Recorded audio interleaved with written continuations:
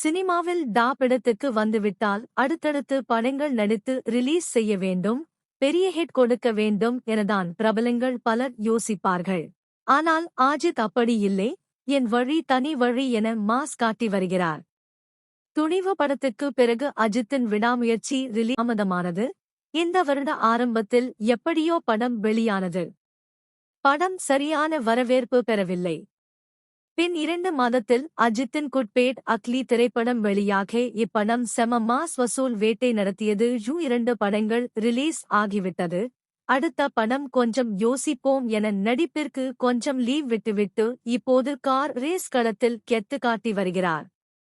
தனது மிகவும் பிடித்த கார் ரேஸில் கலந்து கொண்டு ஒவ்வொரு போட்டியிலும் வெற்றியை தன்வசமாக்கி வருகிறார் அஜித்.